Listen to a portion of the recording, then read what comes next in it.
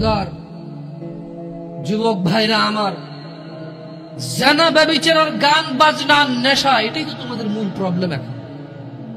I don't know, আমি জানি না তোমাকে কিভাবে এটাকে রিমুভ করব। ওয়াল্লাহি আমি কোনো মন্ত্র জানি না, আমি কোনো তন্ত্র জানি না। এই পৃথিবীতে কে এমন মন্ত্র জানে, তন্ত্র জানে, তাও আমি জানি না। আমার কাছে এমন কোনো ঔষধ নেই যেটা জাড়িবুটি বা আধুনিক মেডিকেল সায়েন্সের উন্নতির দ্বারা এমন কিছু আবিষ্কার করেছে যে বড়ি বা ট্যাবলেট তোমাকে আমি দিব বা সিরাপ দিব তোমাকে আমি, তুমি খাবা, জানা, নেশা, এগুলো থেকে তুমি মুক্ত হবা। আমার জানা নাই। তোমাকে একটাই জিনিস, বোন আমার, তোমার বয়স মাত্র 12, কেন তুমি কারো বিছানায় চলে যাচ্ছ?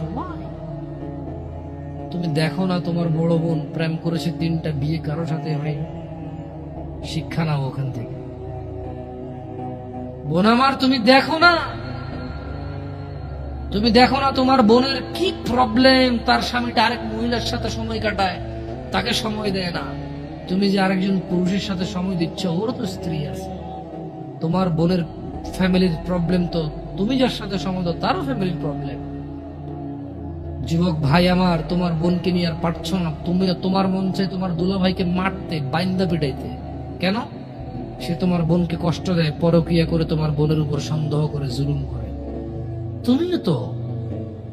তুমিও তো কারো দুলা ভাই, তুমিও তো আরেক মহিলার সাথে সময় কাটাও, তোমার বউকে সময় দাও না, জুলুম করো। তোমার শালারও তো মন চায়, তোমার সম্বন্ধে শ্বশুরও তো মন চায় জামাই বা দুলা ভাইয়ের পিটাই ধরে। কেন এভাবে বিচার করো না যুবক? বোন আমার, তোমার বয়স মাত্র 14, মাত্র। তুমি এই বয়সে সিগারেট খাওয়া শুরু করে দিছ, আফসোস বোন আমার। আর তুমি তোমার এই নাজুক, এই মহামূল্যবান, ইজ্জতদার তোমার শরীরকে আল্লাহ কত মূল্যায়ন করছে। তুমি জাহান্নামে গেলে তোমার বাপ জাহান্নামে যাবে, ভাবা যায়? মানে তুমি তোমার বাপের কান, তুমি তোমার ভাইয়ের কান, তুমি তোমার স্বামীর কান, ওরা হলো মাথা। আচ্ছা, তুমি হলো মাথা, ওরা হলো কান। তুমি হলো মাথা, ওরা হলো কান। তোমাকে আল্লাহ কত মূল্য দিছে। কারণ মাথার মধ্যে যদি কেউ বাড়ি দেও, কি বাঁচবে? বাঁচবে না। যত বড় ডাক্তার, কবিরাজ, যত উন্নত চিকিৎসায় নিয়ে যাক, যদি ওর মাথা ফেটে চৌচির করে দেয়, মস্তিষ্ক বেরিয়ে যায়, ওর বাঁচার চান্সেস কতটুকু, বাঁচার কতক্ষণ আছে? তোমাকে, তোমার এই ছোট্ট 3.5 হাত বডিকে আল্লাহ কত ইজ্জত দিছে, কত সম্মান দিছে। যদি কেউ তোমাকে জোর করে জেনা করে, তাকে, সে যদি বিবাহিত হয়, তাকে জুমা মসজিদের সামনে অথবা মহাসমাবেশে প্রকাশ্যে কোমর পর্যন্ত গেড়ে পাথর মেরে মেরে মেরে ফেলতে হবে। কেন? সে তোমার গায়ে হাত দেবে। তোমার ইজ্জত, আবরু কত উপরে। তুমি কি আর আল্লাহর সৃষ্টি জাতা? আল্লাহর সৃষ্টি বনি আদম, ওয়ালাকাদ কাররামনা বনি আদম। আল্লাহ সুবহানাহু ওয়া তাআলা বলছে যে আমি বনি আদমকে কারাম করেছি, ওদেরকে আমি সম্মানিত করেছি। ওই সম্মানিত সম্প্রদায়ের সবচাইতে মূল্যবান তুমি।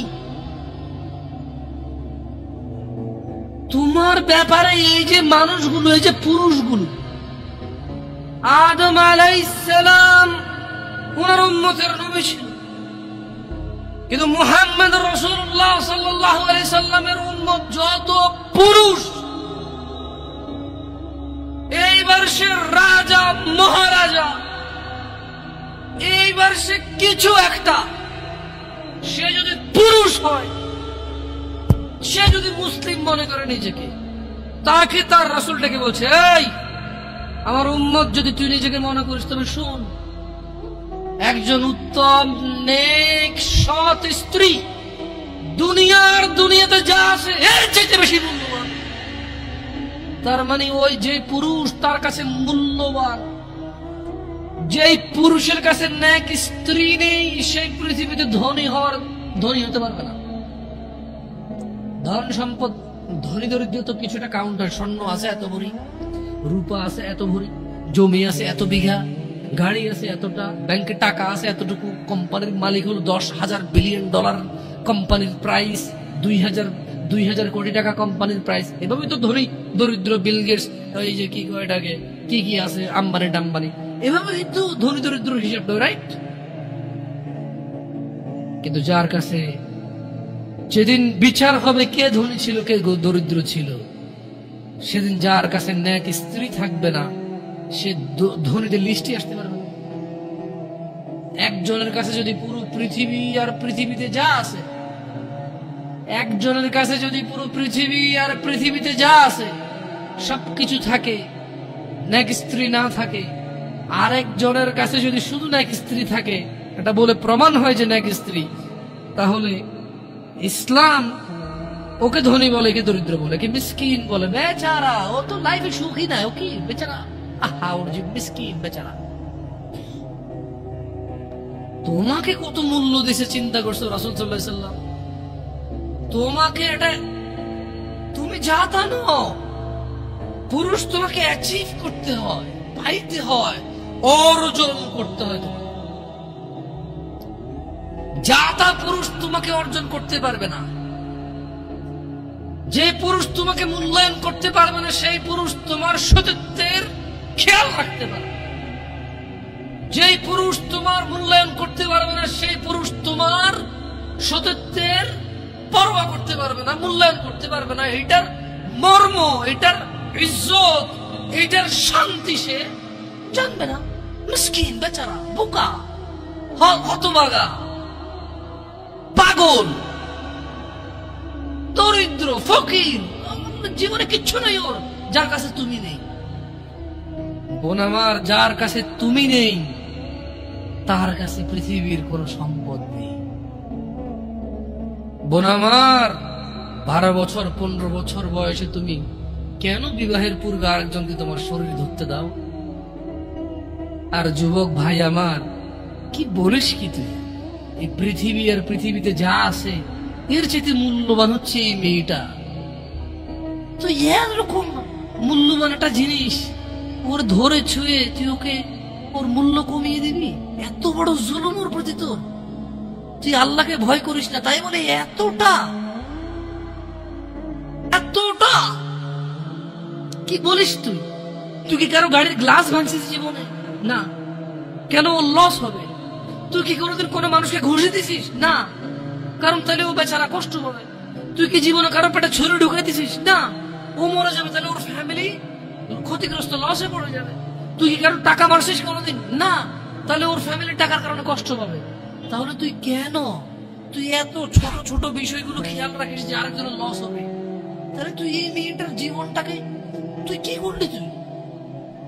তুই পুরো পৃথিবী আর পৃথিবীতে যা আছে সবকিছু বিক্রি করলে যে সম্পদ হবে, সবকিছু অর্জন করলে যে অর্জন হবে, এর চাইতে মূল্যবান তুই ওকে সতীত্ব থেকে বের করে নিয়ে আসলি। তুই তোর সামান্য ডিজায়ার ফুলফিল করার জন্য, যেটা আল্লাহ তোর জন্য বৈধ করেছে, কবুল বললে তোর বাপের দোষ, আল্লাহর তো দোষ না। তোর বাপের দোষ, সমাজের তো দোষ না। তোর বাপ তোকে বিয়ে করে না ভাই আমার, তোর বাপ মনে করে তুই ছোট, 18 বছর বয়স তোর বাপ মনে করে তোর বাপ 16 বছর বয়সে হস্তমৈথুন করছে, তোর 22 বছর, তুই এখনো ছোট নুনু খাস, দুধু খাস। তোর বাপের অজ্ঞতা, ইসলামের দোষ দিবি কেন তুই? তোর বাপ 13 বছর বয়সে চাচতো বোন জ্যাঠতো বোন নিয়ে পালাই গেছে, এরপরে সবাই মিলে ধরে আনছে। এরপরে তোর বাপের তোর দাদারা বলছে কলিযুগ শেষ হয়ে গেছে। 20 বছর আগের কথা বলতেছে। তোর বাপ 14 বছর বয়সে লুকায় লুকায় খেলেছি ওই কি। আরে ভাই, আপনি শহরের ভাই, শহরের বয়স কত হয়েছে? আর সব মানুষ শহরে গেলাম, আমি দেখছি তো। ঢাকা শহর খালি হয়ে যায় কেন তাহলে ঈদে? আমারে বলেন না যে আমরা না ঢাকা শহরে থেকে কিছু বুঝি না। এবার বলবেন না আমাকে, আমি বাংলা পারি না, একটু পারি, এবার বলার দরকার না আমাকে। না, আমরা জানি আপনার সব মানুষই গ্রামে, ঢাকা শহর ঈদ হলে সব খালি হয়ে যায়, ওই যায় না। হ্যাঁ, তো তোর বাপ ওই যে কেউ বলে না যে সুপারি বাগান চেনেন না, ওই যে খেরের চিন, এগুলো বোঝেন না, বললেন না আমার যে জামশেদ ভাই যে কন্টেক্সটে কথা বলো না বুঝায় না, একটু সেগেলে তো বলার দরকার নেই, কেমন? আমি জানি আপনি বোঝেন না, বুঝার ভান করতে হবে। আচ্ছা, তো তোর বাপে 14 বছর বয়সে এই বাঁশবাগান আশবাগানে যে জেনায় লিপ্ত ছিল, তোর বয়স 25, করে এখনো ছেলেটা বড় হয়নি। দোষ ইসলামের এখানে? তোর বাপের, তোর জান্নাতের প্রতি পরোয়া নেই, তোর টাকার প্রতি পরোয়া আছে। তোর বাপ তোর জান্নাত সেভ করতে চায় না, তোকে নাকি ভালোবাসে। তোর বাপ তোর ইজ্জতের পরোয়া করে না, তোকে নাকি ভালোবাসে। তুই নাকি ভালো মানুষ, পৃথিবী আর পৃথিবীর সবচেয়ে সম্পদশালী জিনিসটাকে শুধু একটা এই মুখে মুখে চুমু দিয়ে একটা ওই যে এভাবে ছবি তুলেছি, এভাবে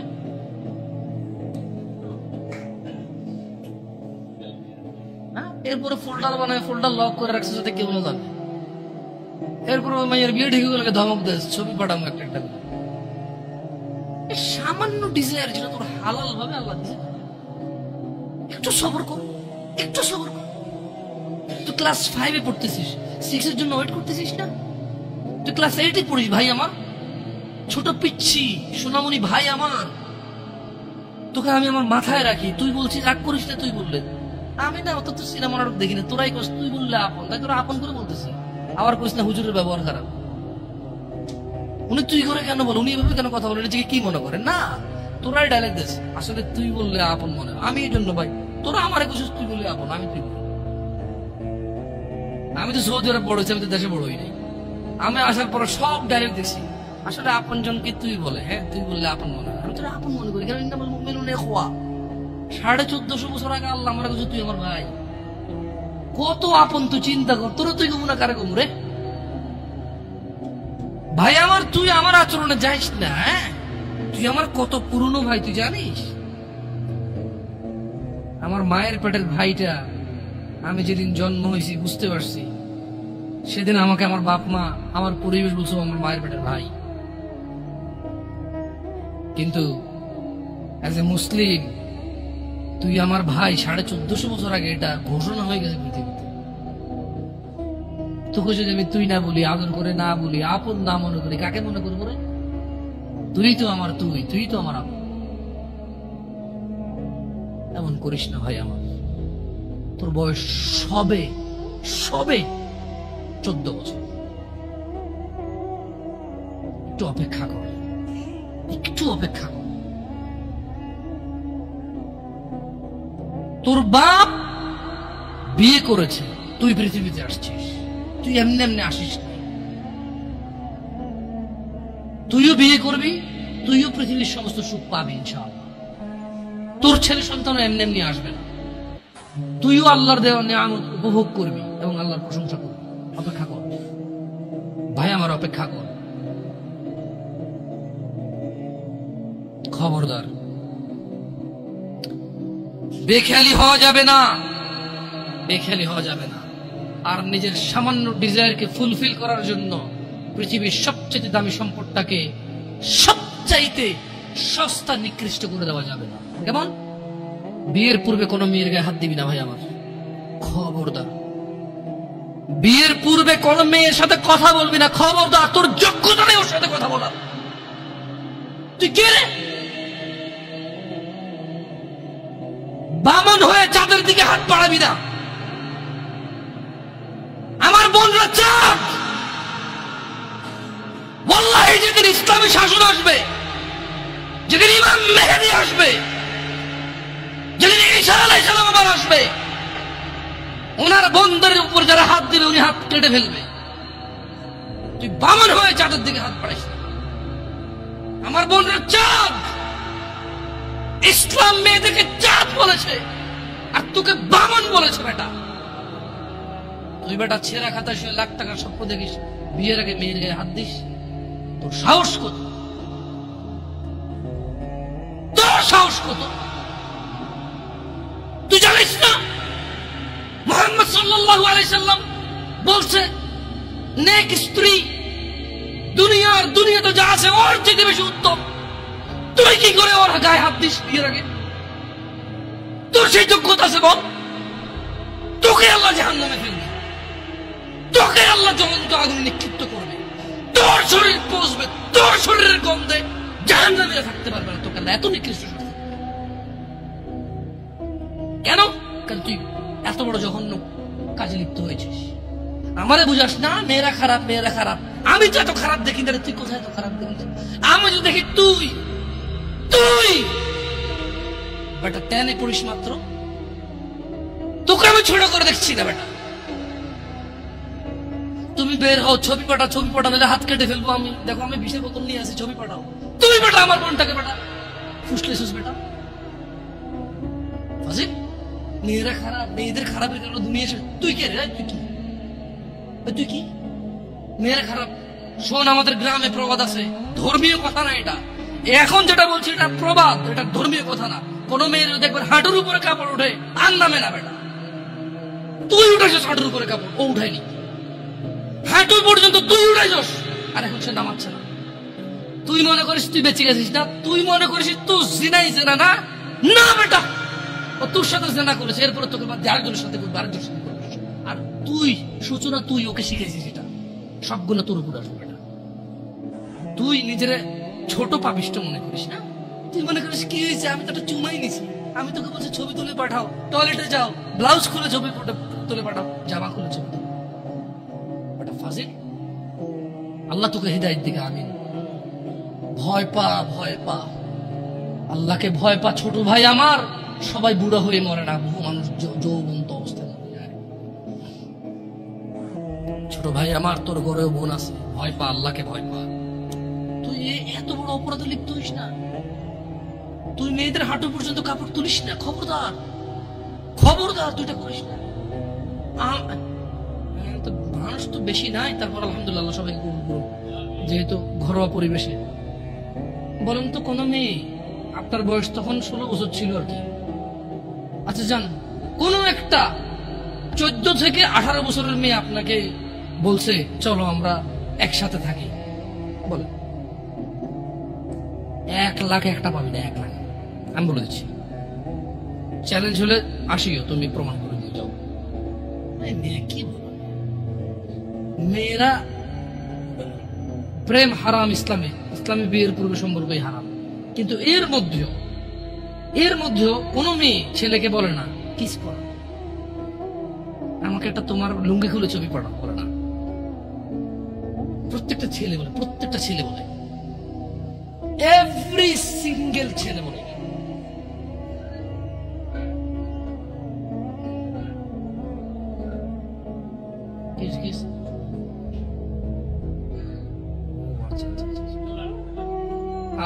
ঠিক আছে, বন্ধ করো, জানা না, মানুষের কষ্ট দিন না, মানুষকে কষ্ট দিন না, জানা বন্ধ করে দেন।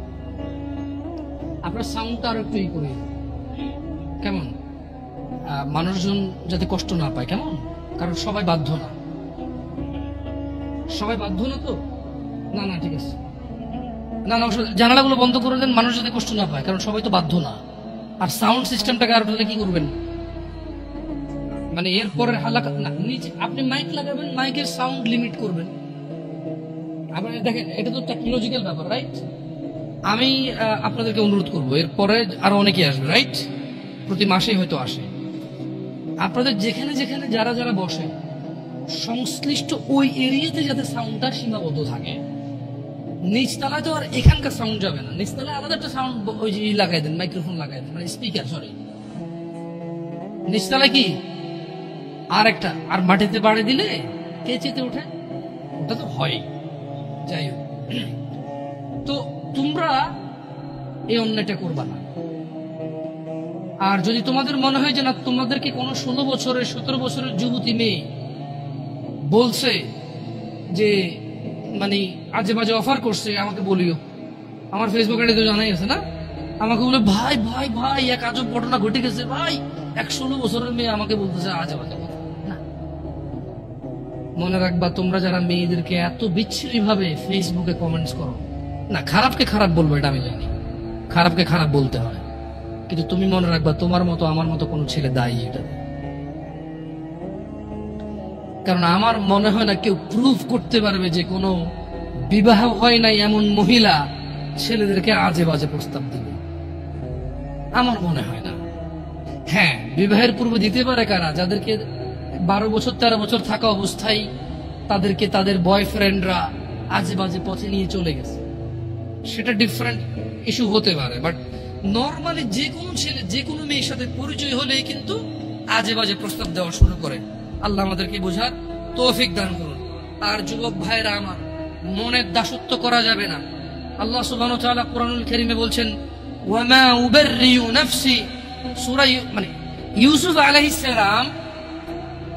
আলাইহিস সালামের এই ঘটনাটা আমাদের জন্য খুবই প্রয়োজনীয়। কেন? এখানে আল্লাহ সুবহানাহু ওয়া তাআলা সূরা ইউসুফের মধ্যে ইউসুফ আলাইহিস সালামের একটা তথ্য তুলে দিয়েছেন আমাদেরকে। কি? ওয়ামা উবাররিউ নাফসি। ইউসুফ আলাইহিস সালাম বললেন, আর আমি নিজেকে নির্দোষ মনে করি না। ইউসুফ আলাইহিস সালাম কি বললেন? কি বলছেন? ওয়ামা উবাররিউ নাফসি, আর আমি নিজেকে নির্দোষ মনে করি না। ইন্নান নাফসা লাআম্মারাতুন বিসসুই ইল্লা মা রাহিমা রাব্বি ইন্না রাব্বি গফুরুর রহিম। তিনি বলছেন যে আমি ইউসুফ আলাইহিস সালাম নিজেকে নির্দোষ মনে করি না। কেননা নিশ্চয় মানুষের নফস খারাপ কাজের নির্দেশ দিয়েই থাকে। তিনি কেন নিজেকে নির্দোষ মনে করে না? তিনি বলছে কারণ মানুষের যে নফস, যে সেলফ আছে, এটা খারাপ কাজের নির্দেশ দিতেই থাকে, কিন্তু সে নয় ইল্লা মা রাহিমা রাব্বি, কিন্তু সে নয় যাকে আমার রব দয়া করেন। তার মানে এই পৃথিবীতে ইউসুফ আলাইহিস সালাম বলতে চাচ্ছেন যে আমি নিজেকে নির্দোষ মনে করি না, তবে ওই লোকটা যাকে আমার রব দয়া করছে, নিশ্চয়ই আমার রব অতীব ক্ষমাশীল। তার মানে যদি আমরা আমাদের হৃদয়কে যদি আমরা চাই যে আমাদের হৃদয় আমাদেরকে জানার দিকে না ডাকুক, নেশার দিকে না ডাকুক, ব্যভিচারের দিকে না ডাকুক, জুলুম অত্যাচার সুদ ঘুষের দিকে না ডাকুক, যদি এটা আমি চাই, তাহলে আমি আমার রবের দয়া প্রত্যাশী হতে হবে এবং নিজেকে এমন কর্মব্যস্ততায় রাখতে হবে যে কর্মফলে রব আমার উপর সন্তুষ্ট হয়ে আমাকে দয়া করবে এবং সেই দয়ার বদৌলতে আমার হৃদয় বা আমার নফস আমাকে খারাপ কাজের আদেশ দিতেই থাকবে না।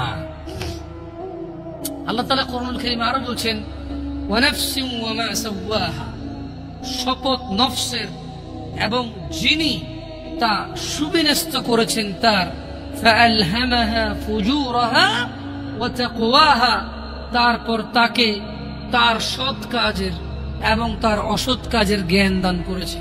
একটা জিনিস খেয়াল করে দেখেন, আল্লাহ সুবহানাহু ওয়া তাআলা কি বলছেন? ওয়া নাফসিন ওয়া মা সাওয়াহা। আল্লাহ কসম করতেছে যে শপথ নফসের, মানে যে আমাদের সেলফ ভিতরে যে আমাদের সেলফ আছে, নফস আছে, বাংলা কি কই এটা? নফসের বাংলা হচ্ছে কি? আত্মা না? আত্মা না, হ্যাঁ নফস বুঝছেন আপনারা। কঠিন বাংলাটা জানতে হবে কারো থেকে ভালো, যারা ভালো বাংলা গ্রামার বোঝেন। তো আল্লাহ তাআলা বলছেন যে শপথ নফসের, কারণ নফস হচ্ছে কি? যে জিনিসটা আমার মানে ব্যক্তি সত্তা আর কি, এটা খুব অপরাধ প্রবণ হয় আর কি ব্যক্তিগত ভাবেই। তিনি বলছেন যে ফাআলহামাহা ফুজুরাহা ওয়া তাকওয়াহা, শপথ ওই নফসের যে নফসকে আল্লাহ তাআলা সৎ কাজ এবং অসৎ কাজের জ্ঞান দিয়েছেন। তার মানে আমরা বলতে পারবো না যে আমরা যে অসৎ কাজ করি আমরা নির্দোষ, কারণ আল্লাহ তো এটা আমাদেরকে কি দিছে? জ্ঞান দিছে, কোনটা ভালো কোনটা খারাপ।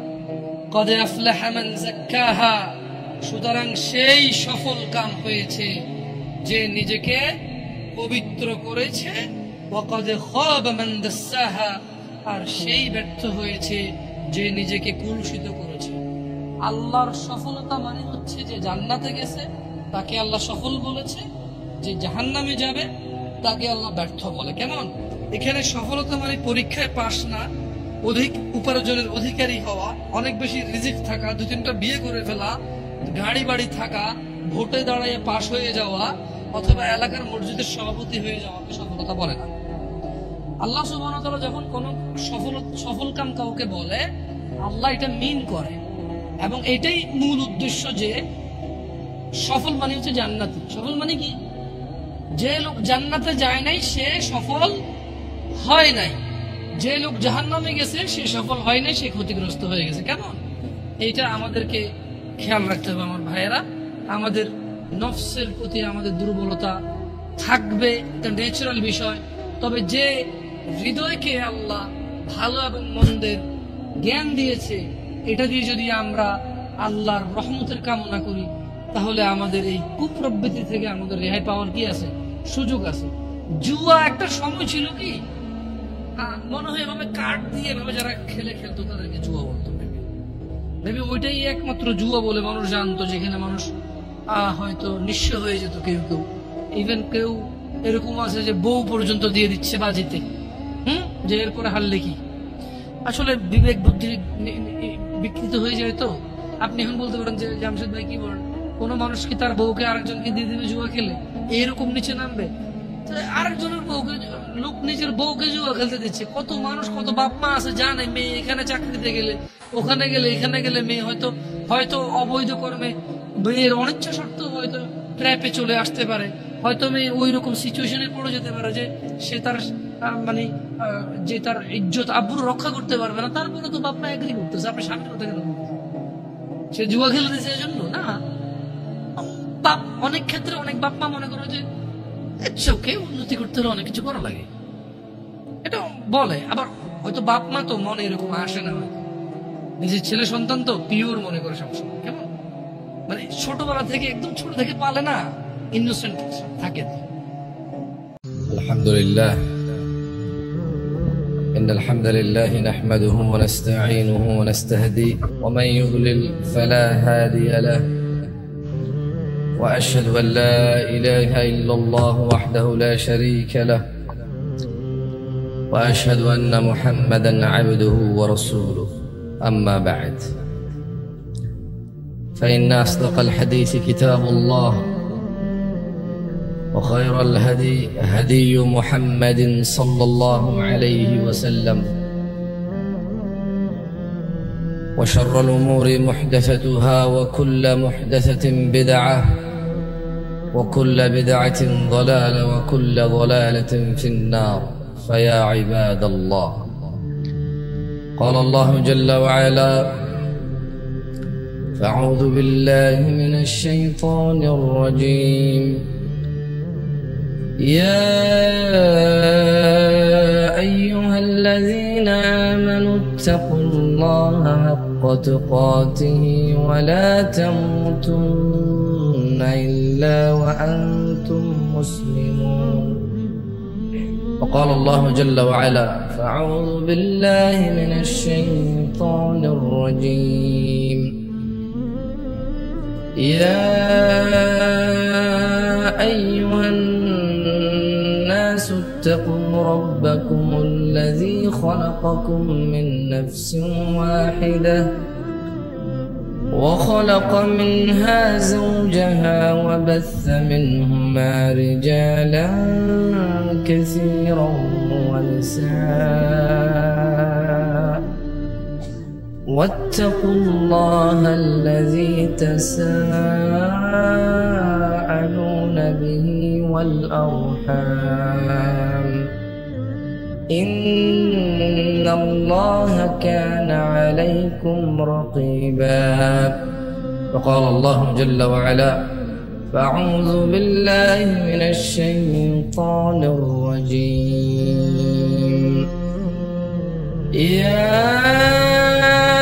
أيها الذين آمنوا اتقوا الله وقولوا قولا سديدا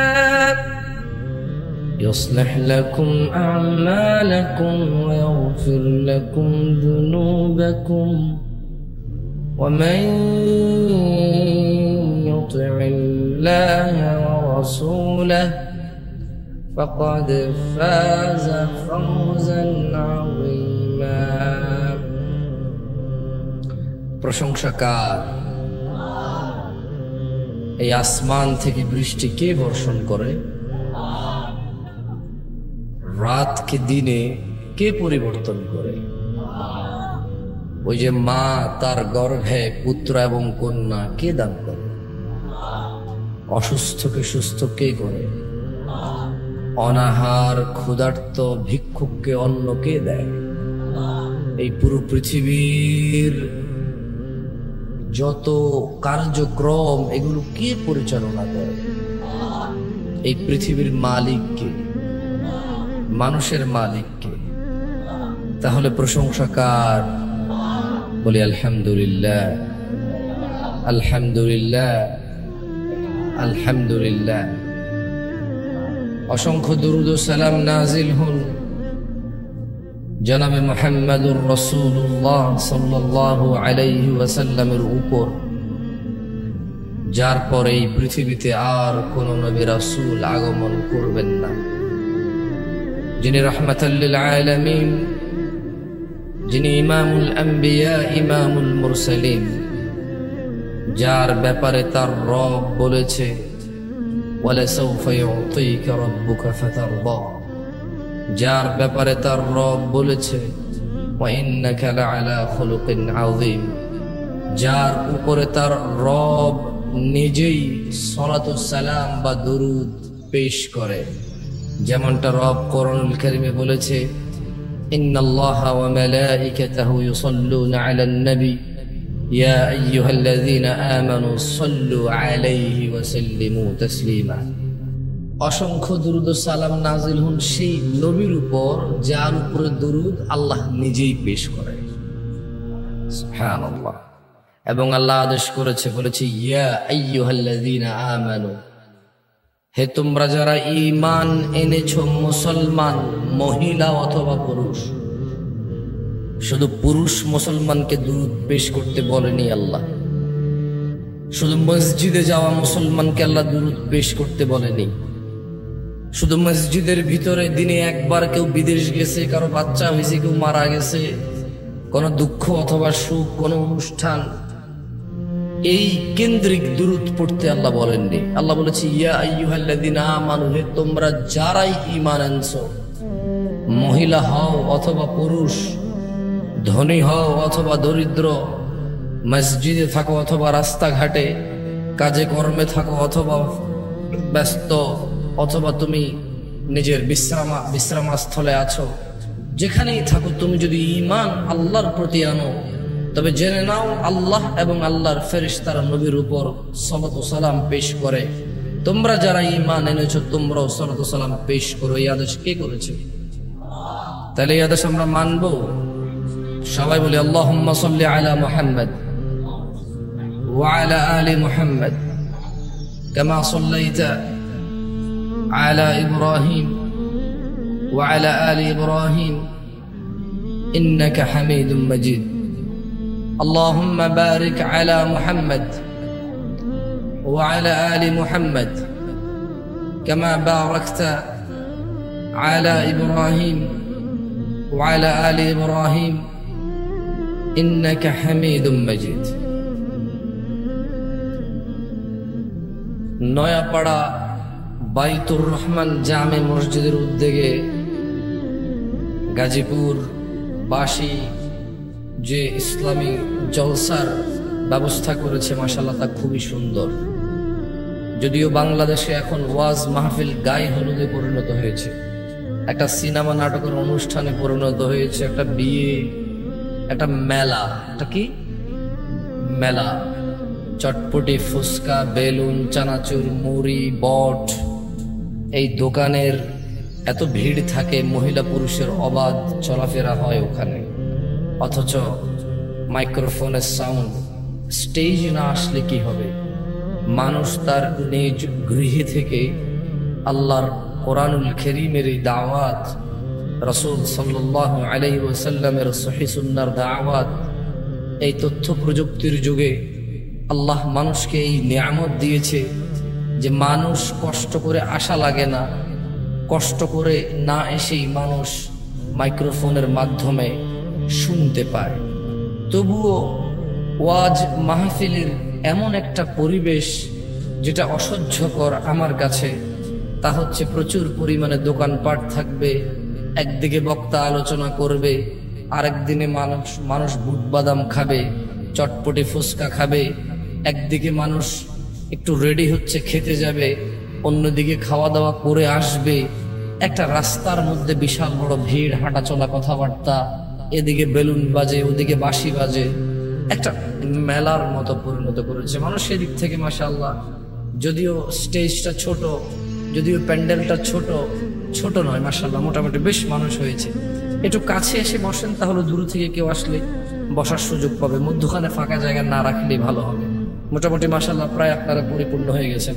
তো নয়াপাড়ার মানুষকে সাধুবাদ জানাই, আল্লাহ এদের এই মাহফিলকে কবুল করুন, এবং তারা যে সুন্দর পরিবেশ, ইসলামী পরিবেশ রেখেছে, আল্লাহ এর উপরে বরকত নাজিল করুন। আর যারা কর্তৃপক্ষ, যারা উদ্যোগ নিয়ে আয়োজন করেছে, আল্লাহ তাআলা তাদেরকে প্রথমে ইসলাম মানার তৌফিক দান করুন। আল্লাহ আয়োজকদেরকে 5 ওয়াক্ত নামাজি করুন।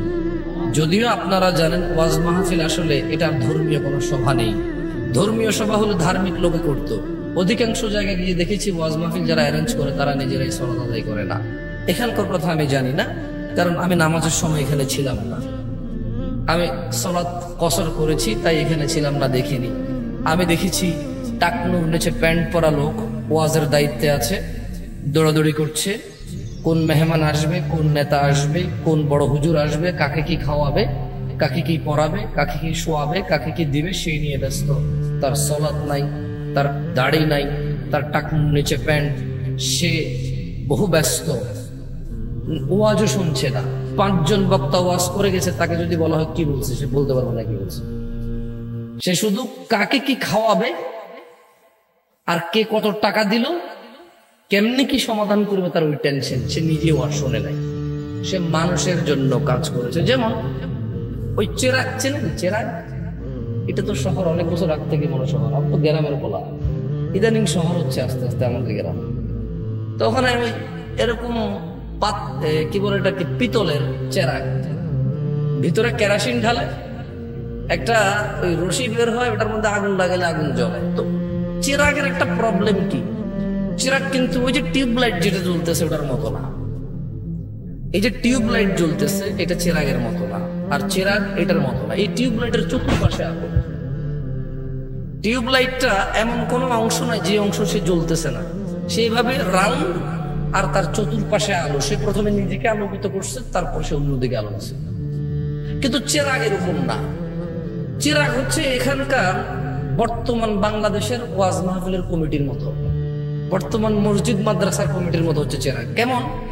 নিচে অন্ধকার, চতুর্দিকে আলো। আপনি দেখছেন কিনা জানি না, দেখার তো কথা। এখানে তো মুরব্বী, প্রায় মানুষের বয়স মাশাআল্লাহ 25-30 হবে। এখন থেকে 20-25 বছর আগে ছিল তো এরকম।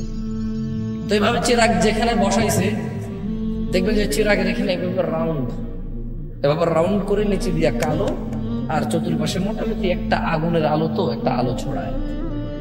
তো আমি দেখেছি এখানকার ওয়াজ মাহফিলের আয়োজকরা চেরাগের মতো, টিউবলাইটের মতো না। তা আমি দোয়া করি আল্লাহ যাতে এখানকার যে আয়োজক রয়েছে তাদেরকে টিউবলাইটের মতো করে নিজেকে আলোকিত করে পরে অন্যের আলো। যাক, পরিবেশ ভালো লেগেছে, আল্লাহি মাশাআল্লাহ, আল্লাহ কবুল করুন। গাজীপুরবাসী ওয়াজ কিন্তু আমি এভাবে কথাই বলি, ওয়াজ করি না।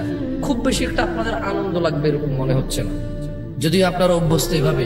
আরে গাছে সিনলো, মাছে সিনলো, সিনলো বনের হরিণে। গলাটা সুন্দর না? মাশাআল্লাহ। কিন্তু সমস্যা হয়ে গেছে, আমি 2 ঘন্টা কথা বললো, একবারও এরকম বলবো না। আপনাদের একটা মানে ঠকবেন, আপনারা আজকে জিততে পারবেন না। আমার কাছে মনে হয় যেন এখানে আপনারা নিয়ে এসেছেন তা'মুরুনা বিল মা'রুফ ওয়া তানহাউনা আনিল মুনকার, সৎ কাজের আদেশ দেব কোরআনুল কারীম থেকে, অসৎ কাজ থেকে নিষেধ করব কোরআনুল কারীম থেকে, সহিহ সুন্নাহ থেকে। আমার মনে হয় আমাকে এই জন্য নিয়ে আসছেন নাকি গান শুনতে? আমল করতে আসছেন আজকে নাকি আমল শিখতে আসছেন? না, এই দেশে মানুষ আমল করতে পছন্দ ওয়াজে এসে। যেমন আমার সাথে সবাই বলুন, ওকে আমি কিন্তু ব্যঙ্গ করছি না, মুফতি সাহেব মোল্লা সাহেব যারা আছেন আল্লাহর কসম ব্যঙ্গ করতেছি না, একটা বাস্তব উদাহরণ দিচ্ছি। সবাই আমার সাথে বলেন লা ইলাহা। আচ্ছা, এটা কি শিখা না আমল? এটা আমল। এই পৃথিবীতে সবচেয়ে উত্তম জিকির হচ্ছে লা ইলাহা ইল্লাল্লাহ। কিয়ামত দিবসে একজন ব্যক্তির অপরাধের 99টা দফতর খোলা হবে। আল্লাহ ওই ব্যক্তির সামনে তার অপরাধের 99টা দফতর খুলে বলবে, বান্দা তুমি কি এই এই এই অপরাধ করেছো? বান্দা বলবে, আল্লাহ হ্যাঁ আমি এই এই অপরাধ করেছি, আমি স্বীকার করছি, আমি অন্যায় করছি। বান্দা লজ্জিত থাকবে আল্লাহর সামনে তার অপরাধ দেখে। সে তার 99টা বই না দফতর, লাইব্রেরিও না, দফতর, বিশাল বড় বড় অপরাধের দফতর। ও আপনি বলছেন জামশেদ ভাই 60 বছর জীবনে এত অপরাধ? আরে ভাই আপনি না 60 বছর বাঁচেন, নূহ আলাইহিস সালাম 950 বছর শুধু দাওয়াত দিয়েছে, তাহলে উনি কত বছর বাঁচছেন, উম্মত কত বছর বাঁচছে? বুঝাইতে পারি নাই মনে হয়। আপনি নিজের 100 বছর জীবন, শুধু কি বিচার আপনার হবে? নূহ আলাইহিস সালামের উম্মতের হবে না? কি নূহ আলাইহিস সালামের উম্মতের বিচার হবে না? আদম আলাইহিস সালামের উম্মতের বিচার হবে না? মুসা ঈসা আলাইহিস সালাম আজমাইনের উম্মতের বিচার হবে না? তো সব নিজের দিয়ে বিচার করেন। হ্যাঁ হতে পারে এই 60 বছর এই ইন্টারনেট। আচ্ছা একটা কথা বলি, একটা লোকের ডিশ কেবল ব্যবসা আছে। কি কেবল ব্যবসা? আপনি তো অবাক হচ্ছেন যে জামশেদ ভাই 70 বছর বয়সে 99টা দফতর, how is it even possible? একটা মানুষ 60 বছরে কয়বার জানা করতে পারে, কয় গ্যালন মদ খেতে পারে, কয় কোটি টাকা সুদ খেতে পারে, ঠিক না? আপনি এরকম চিন্তা করতেছেন, ঠিক না? ধরে নেন তো একটা সুদী ব্যাংকের মালিক, যে সুদী ব্যাংকটা প্রতিষ্ঠা করছে আরো 20 বছর আগে, তার ব্যাংকে প্রতি মাসে 5000 কোটি টাকার লেনদেন হয়। সে কত হাজার কোটি টাকার সুদের সাথে দায়বদ্ধ হয়ে গেল? কত হাজার? একজন মানুষ ব্যাংক ছাড়া এটা সম্ভব? নাহলে 20 লাখ টাকা আছে, অমুকের 2 লাখ, অমুকের 1 লাখ, তমুকের 1 লাখ, 10 টাকা 20 টাকা করে খাইলো, নাহলে এটা হলো। কিন্তু এই যে দেখছেন সুদ কি পরিমাণে গেছে একজনের, যে ব্যাংকের মালিক। এবারে দেখেন ডিশ কেবল ব্যবসা। একটা লোকে করলো কি, সরকার থেকে লাইসেন্স নিয়ে এলাকার মধ্যে ক্ষমতা আছে, ক্ষমতা দিয়ে বললো যে আবে হ্যাঁ কে কি করছে, আমি এখানে ব্যবসা করবো, কেউ আইবে পারবো না, বুঝছস? এখানে আমি এলাকার পোলা, আমি এলাকায় ব্যবসা করবো, কে কি করবো? সব জায়গায় চাচি ডিশ কেবল আমগুর থেকে লইয়েন, আর অন্য জায়গা থেকে নেওয়ার উপায়ও নাই। এলাকার সে নেতা, সে করবো ডিশ বিজনেস। না, নেতাদেরকে খারাপ বলছি না, হইতে পারে সে নেতা না, এলাকার ছেলে। নেতাকে যাই বলতেছে যে চাচা কি করুন? কিছু নাই, চিন্তা করছি ডিশ কেবল ব্যবসা করুন, কি কর? চাচা চিন্তা করছে এলাকার বেকার ছেলে, ঠিক আছে কাজকর্ম করলে ভালো, এলাকার উন্নতি হবে, আরো 5টা পোলাপানের কর্মসংস্থান হবে। চাচা ওভাবে ইসলামিক ভাবে চিন্তা করেনি, কারণ চাচা ইসলামিক ভাবে চিন্তা করবে কিভাবে? যে ছেলে ব্যবসা করবে তার মা বাবা তো চিন্তা করে না ছেলে কি ব্যবসা করবে, ছেলে নিজেই চিন্তা করে না। এখন সে ডিশ কেবলের ব্যবসা নিয়ে আসার পরে 5000 পরিবারে ডিশ দিল। কয় হাজার পরিবার? কয় হাজার? এবার 5000 পরিবার, 5000 টেলিভিশনে একটা গান চলতেছে, একটা উলঙ্গ মহিলা নাচতেছে, একটা বাদ্যযন্ত্র টং টং টং টং টং টং করে বাজাইতে আছে, একটা মহিলা তার শরীর নাড়াচ্ছে, চুল নাড়াচ্ছে, একটা ছেলে তার তালে তালে নাচতেছে। এবার এখানে চাচা চাচি বসে বসে রিমোট নাড়াচ্ছে আর পায়ে নাড়াচ্ছে। হ্যাঁ ঠিক আছে, তাহলে কয় হাজার ফ্যামিলিতে দেখছেন এই ডিশ কেবল ব্যবসায়ী একটা গান শুনলে একটা গানের ওর গুণা হতো 5000 পরিবারের প্রত্যেকের একজনের যে গুণা, এই 5000 প্রত্যেক ব্যক্তির সেম গুণা যে ডিশ কেবল ওই গান দেখতে দিল তারা। 99টা দপ্তর হওয়া সম্ভব মনে হয় না, আরো বেশি হয়ে যাবে মনে হয়। আমি বুঝে দেবেন। আমি যখন আরো একটু ছোট ছিলাম, আর স্বাভাবিক সবাই ছোট থেকে আস্তে আস্তে বড় হয়, এখনো ছোট আপনাদের তুলনায়, কিন্তু যখন আরো ছোট ছিলাম আর কি, তখন যখন এই হাদিস পড়ছি আমি চিন্তা করলাম যে একটা যুবক ছেলে নাইলে দিলে একবার হস্তমৈথুন করে, এরপরে সে ভয় পেয়ে যে তার যৌন শক্তি নষ্ট হয়ে যাবে, বলে আস্তাগফিরুল্লাহ আস্তাগফিরুল্লাহ আর করবো না, 1 মাস আর করে না। নাহলে 15 দিন একটা মেয়ের সাথে কথা বলে, নাহলে একটা মেয়ের পিছনে 1 বছর টার্গেট দিয়ে ঘুরে ঘুরে বিয়ে করবে, একটা অপরাধ জেনা। একটা লোক নালে এক বোতল মদ খাইছে বন্ধু বান্ধব নিয়ে বৈশা মদ।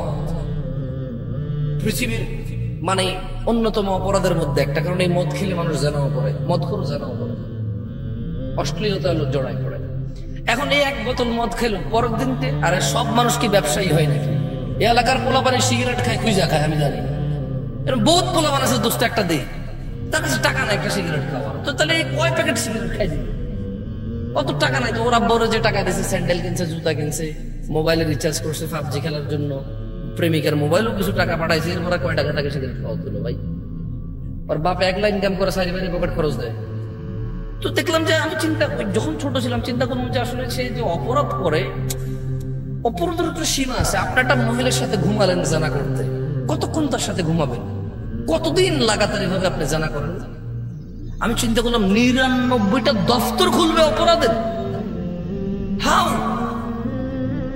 একটা মানুষ, এই সাউন্ড একটু কমানো ভাই, সাউন্ড একটু কমাও, ওই কানে লাগে, হালকা কমাও। আমাদের একটু ডিজাইনের দরকার নাই, সুন্দরের দরকার নাই, স্পষ্টের দরকার, কি বলেন? কথাটা পরিষ্কার শোনা গেলেই হলো, অত ইকো বিসমিল্লাহ বিসমিল্লাহ বিসমিল্লাহ দরকার নেই। আমি গজল গাবো না, যদি গজল গাই তাহলে ঠিক আছে, এরকম সাউন্ডের দরকার আছে, মারহাবা, হ্যাঁ তাহলে ঠিক আছে। এমনি কথাবার্তার জন্য সাউন্ড হইলে চলে, কোনো ইকো লাগবে না। তো আমি তখন ওই যে আরো ছোট ছিলাম, আমি সৌদি আরবে ছিলাম তখন। তো সৌদি আরবের পোলাপাইনের যে আমার বন্ধু বান্ধব, তাদের অপরাধ, সৌদি পোলাপাইন আর আমি কি সমান? এমনি ছোটবেলায় সাইকেল টাইকেল চালাইছি ওদের সাথে, একলা পাহাড়ের উপরে বসে মুরগি টুরগি জ্বালায় খাইতাম। তো এদের অপরাধের মধ্যে দেখতাম যে গান শুনে 2-4 টাকা গালাগালি করে, মাঝে মধ্যে একটা দুটো সিগারেট খায়। এর বাহিরে ধরেন এইগুলা কমন অপরাধ আর কি। হ্যাঁ, এর মধ্যে ধরেন কতক্ষণ গান শুনে, কতক্ষণ সৌদি পোলাপানের কথা বলতেছি। হ্যাঁ, ওই বন্ধুর একটা ঠুস করে একটা গালি দিয়ে দিল, গালি দিয়ে বললো যে